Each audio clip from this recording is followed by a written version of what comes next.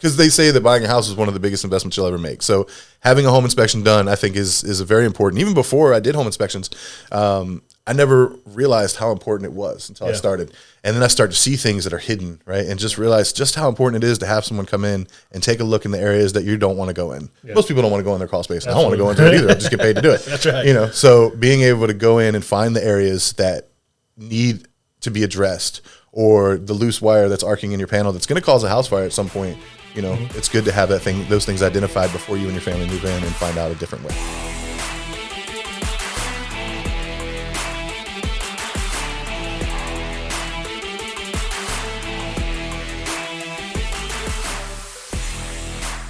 All right, and welcome to our first podcast.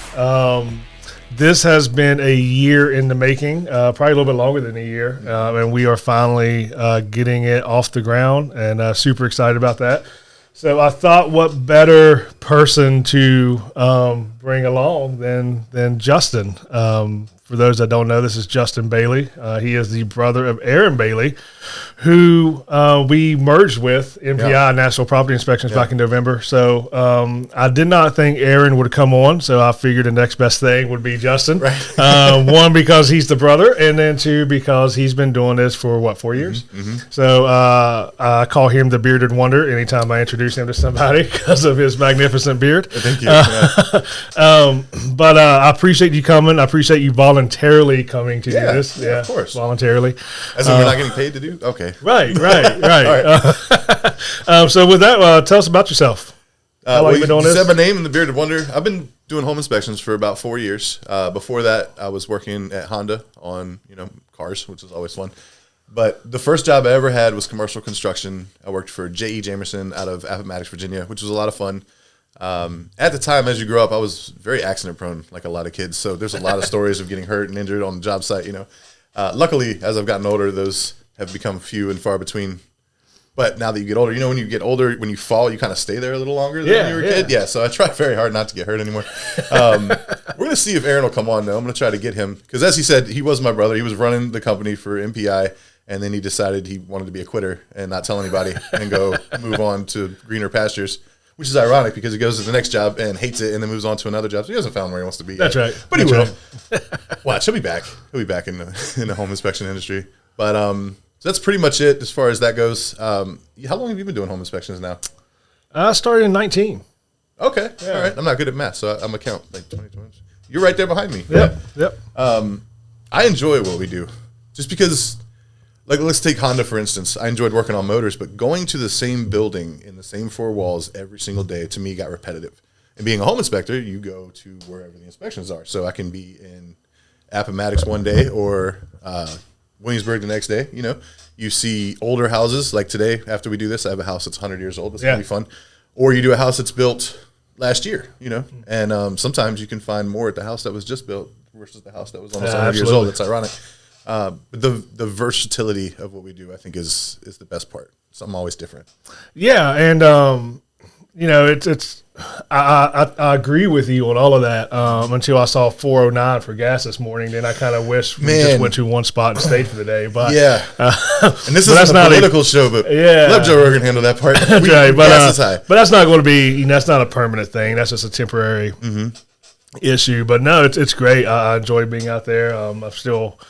Even though being the owner of the company, still out there doing inspections and whatnot, because it's fun. Yeah, it's fun meeting new people, different personalities, the stuff that we see, all the stuff like that we do. I like that too. One of the cool things that you do, though, when you meet clients, from what I understand and see, is that you do magic tricks. Oh man, seriously? Yeah. Okay, yeah. I've done illusions since I was younger. I enjoy doing it. Now, when you say magic tricks, there's different types. There's kid magic and whatever, and bar magic. Most of mine was bar related because one job that I had that I didn't say was I was a cook at an Irish pub for a long time, which is where I met my wife. I was a cook; she was a server. That's where it really developed to meet people, right? Because it just breaks the ice with people. And now I really just use it when we're in an inspection and there happens to be 2 6, 8-year-old kids floating around that are giving their mom trouble. I'm like, hey, check this out. Where did it go? So yeah, I do. I enjoy doing the magic stuff. Just one of many hobbies that I have along with everybody else. Yeah, I'm told that one of the best tricks you do is you make the deal disappear. See, that can happen. Yeah. That is all dependent on the house. That's right. Right. Yeah, that's one thing as home inspectors, man. That's the grace part and I don't think everybody has this talent. I think anybody that's knowledgeable, can learn about how to do the job, you can learn all the different aspects of a home and how to inspect it. But when it's time to present a client, hey, this house is gorgeous, but here's everything wrong with it, there's a tact involved with that. Absolutely. Because a lot of clients, first-time home buyers, they can be scared off of some of the easiest things.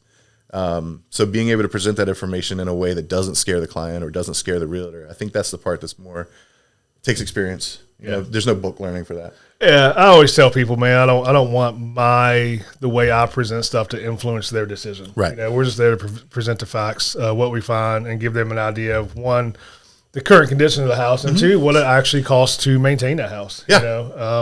And then what they do with that information is between them, their significant other, family, and of course the realtor. Yeah.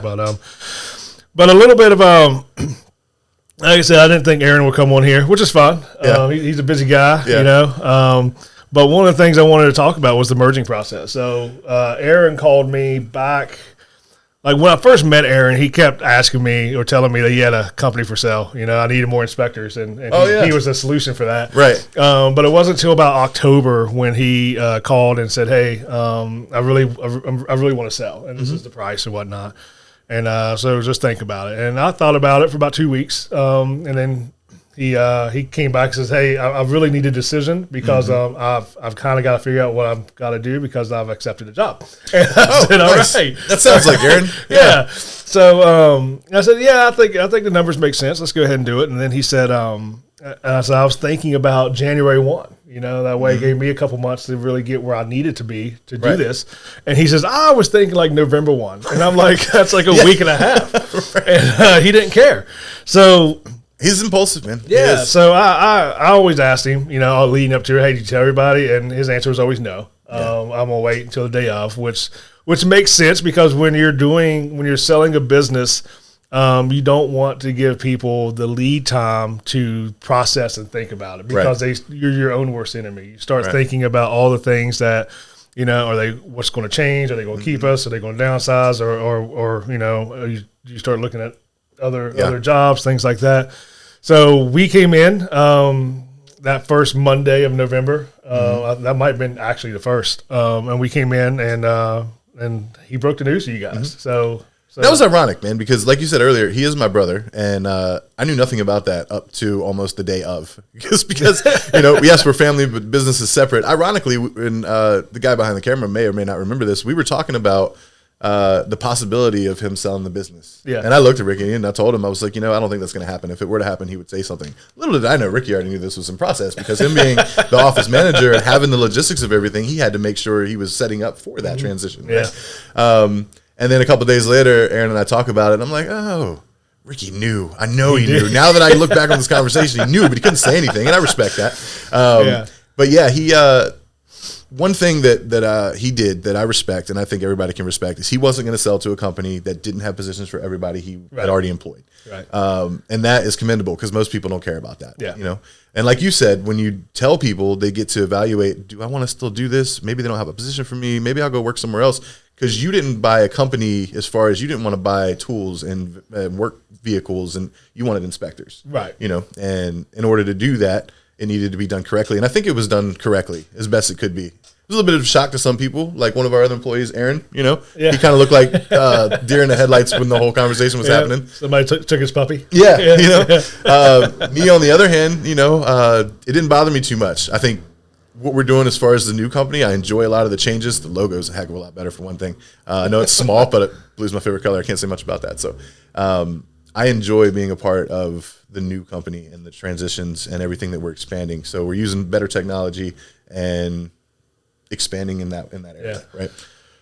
Yeah, when you're looking at home inspections, and for the most part, buying a home inspection company as a single person operator really doesn't make much sense most of the time. Yeah, and most of them do it that way. They do, and the reason being is because it's not like Chick-fil-A. You go to Chick-fil-A because it's Chick-fil-A. Right. The home inspection industry, you schedule home inspections because of that individual doing the home inspection, not the name on the side of the truck. So, so it makes more sense to buy a company that already has inspectors and the equipment and things like that. And that was one of my biggest concerns. That's why I kept asking him if he told anybody, because if I'm going to pay X amount of dollars for a company and then everybody walks out, what I'm was left that? with just a bunch of trucks that know, can't do anything, and I'm selling all the equipment just to pay him back. That would have been a horrible decision. Yeah, but buying a company that already had 3 inspectors running, it's basically a turnkey generating profit on day one, and it makes it a little bit easier. Single man operator, you can do it, but in order to do it right, you really need to.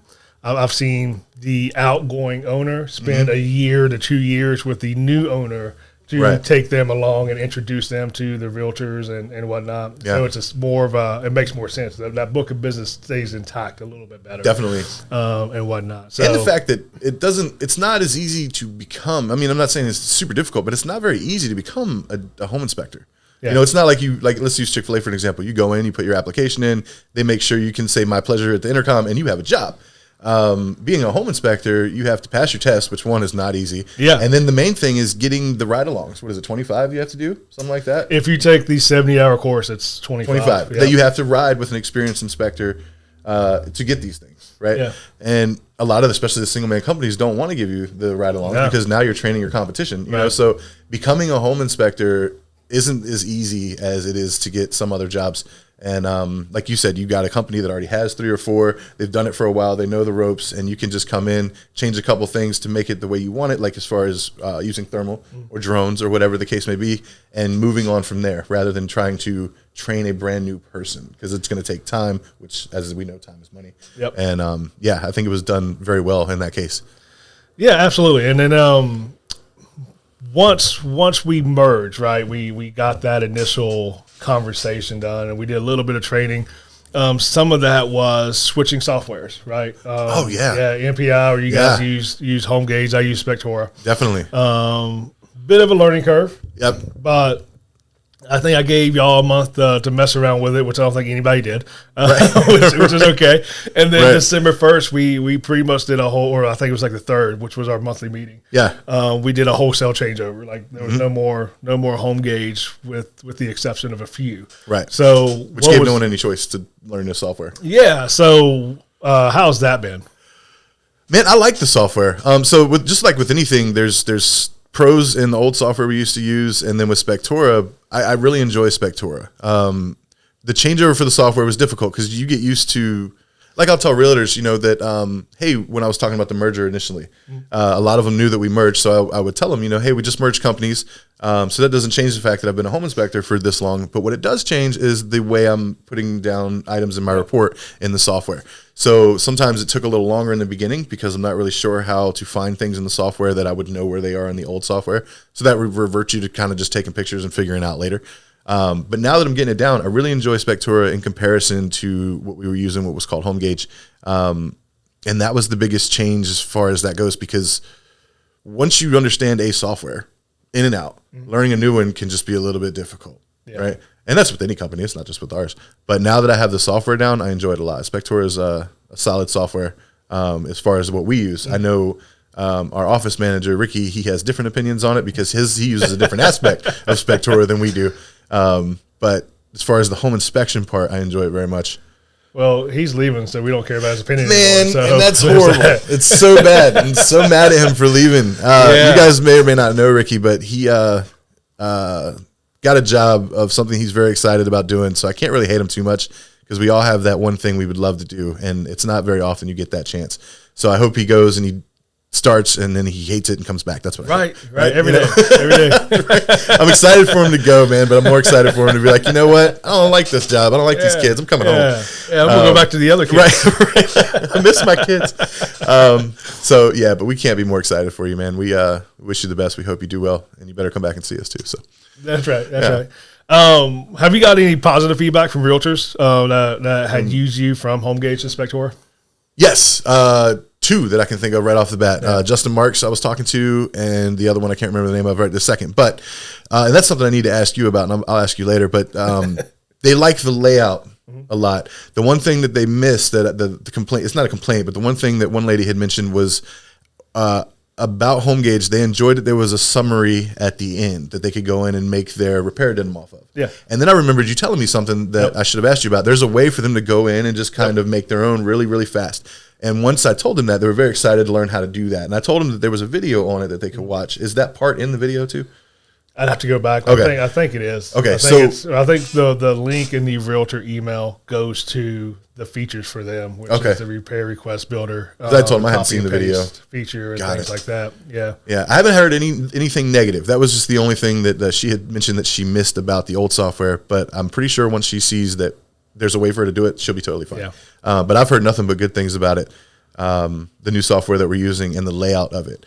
I was actually watching a YouTube video the other day about home inspectors, and the guy was his complaint was when it comes to home inspections, you can have a $50,000 repair sitting next to a $2 repair, and there's no difference in categorizing these repairs. Yeah. And with HomeGauge, that's true because you had recommended repair and you had marginal. So this is a broken window, it's a recommended repair. Then you have something, the lock's a little funky, and that would be a marginal item next to each other. But with HomeGauge or with Spectora, you have a way to do that. You have this should be addressed right away. This is kind of a medium thing, and this is more for your information. I think that's important because it makes it to where it's not as easy to skip over a bigger repair versus a smaller one. And I don't think that's something that Spectora has over a lot of softwares is categorizing these repairs. Yeah, and we can always change the categories in that. We can add them, we can take them away. Yeah, and that's cool. And change what we we do whatever we want with them. Right. I've seen some home inspection companies in the user group say that they went down to one. They just did one defect, and that's cool. I mean, everybody's going to run their business how they want to run it, but I think when we're talking about a very visual society now, I think it can be a disservice to put a loose toilet or a missing TPR drain line in the same category as a buckling foundation. Yeah, or exactly. Termite damage, that could be $10,000-$15,000. Exactly. We really want to draw attention to this stuff, and again, it's all opinion, but for the most part, but what we think is important. Exactly, and those being immediate repair, being red. Yeah. This is a bright red arrow. This will catch your attention versus, hey, this is information. It's a small little blue one. I think that's very important for people not to skip over what they need to do. And it's, I don't want to. It's nice being in this area. I mean, there's a ton of home inspectors in this area, but most people use HomeGauge or they use a different product. And nothing against HomeGauge. It's a great product. It's been around for a while. Home inspector pros out there. But newer companies are the ones using Spector because it's such a challenge to do a wholesale change from one software to the other. So that pool was very small as far as how many people are using Spector, and it's really been a great selling feature. Is that why you chose Spector? Because when you started, you had to pick a software. So what was it that brought you to Spector? The ease of it, just the ease of and how it looked. It just looked modern. It does. It looks good. It doesn't look like it's from the '90s Microsoft Word document from what I mean? Or a '90s software program. So. And I think it's very easy to navigate, very easy to read for the client and the realtor. So that's why I went with it. Some of the older guys, they don't like the whole paid monthly subscription, even though HomeGauge has gone to that. Because that's just the way of the world, right? You pay for your cloud storage, your Microsoft is now monthly or annual. Adobe, everything's monthly subscriptions now. So, and the way I look at it is, I've gotten business just because I use Spector. So it essentially pays for itself. That's actually really cool. Versus, I've had realtors switch to us just because of the software. All things being equal, I really like this layout. I really like this software. So essentially it pays for itself. Yeah, it costs money.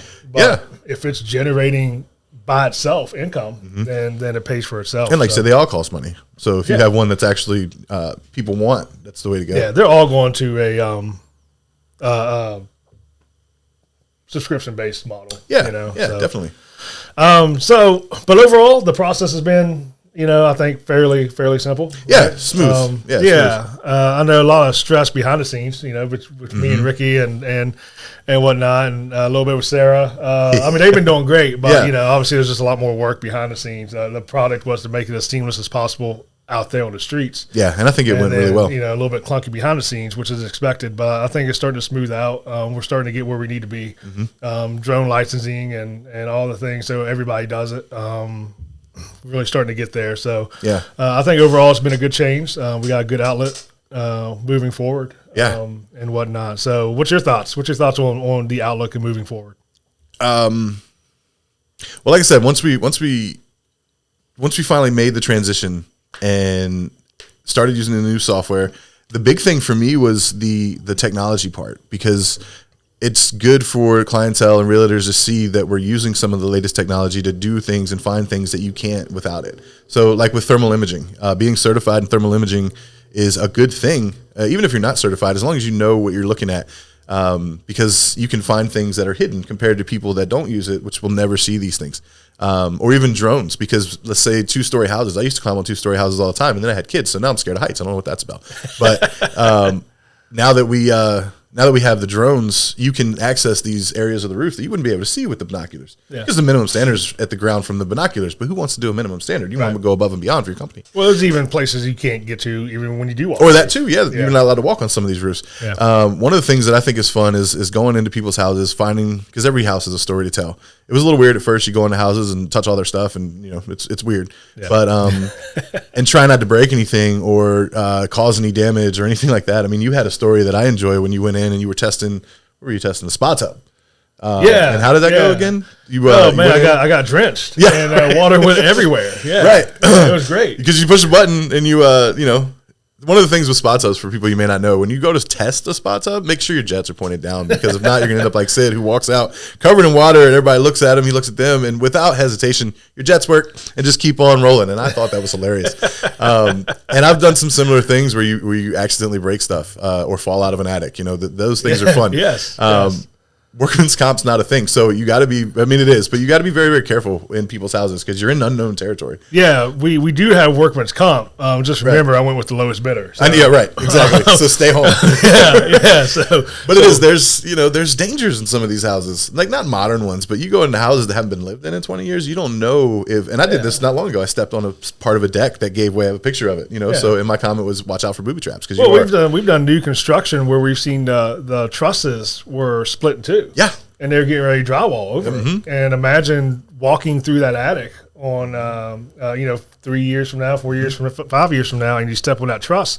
Oh, and there's just nothing there. No, you're coming through. You know? And there's horror stories of that happening to people, and it's horrible. That's why we do what we do, is to keep people safe and to make sure that, because they say that buying a house is one of the biggest investments you'll ever make. So having a home inspection done, I think, is very important. Even before I did home inspections, I never realized how important it was until I started. And then I started to see things that are hidden, right? And just realize just how important it is to have someone come in and take a look in the areas that you don't want to go in. Yeah. Most people don't want to go in their crawl space. I don't want to go into it either. I just get paid to do it. That's right. You know, so being able to go in and find the areas that need to be addressed, or the loose wire that's arcing in your panel that's going to cause a house fire at some point. You know, it's good to have those things identified before you and your family move in and find out a different way, right? Yep. So I think what we do is very, very important. Even though it can be difficult, it can be stressful, just like any other job. I do, at the end of the day, think that there are times that we have saved lives, which I think is great. I'm not a firefighter. I'm not a hero. I don't wear a badge or a cape. But there are days that I feel good about what I do. I tell people I wander around like I'm lost and just take random pictures of things. Right. So that's just wander around. So just take pictures. Well, man, Ricky is counting us down, so we're running out of time. But I appreciate you coming in. Man, I enjoyed it. I thought this was a good first episode, a good first jumping off point. Yeah, heck yeah. I can't wait to be able to move forward, get some awesome guests on here, and for us all to get together. Oh man, that could be fun. Have a panel. Just talk about some funny stories and things like that. So there's plenty of those coming. Absolutely. So for everybody listening, I appreciate it. Definitely, guys. Looking forward to doing this again. Did we say we were 360 Home Inspections? 360 Home Inspections. Yeah, sponsored by 360 Home Inspections. Yeah, because that's important. 360, guys. Thank you for being here. Thanks, buddy.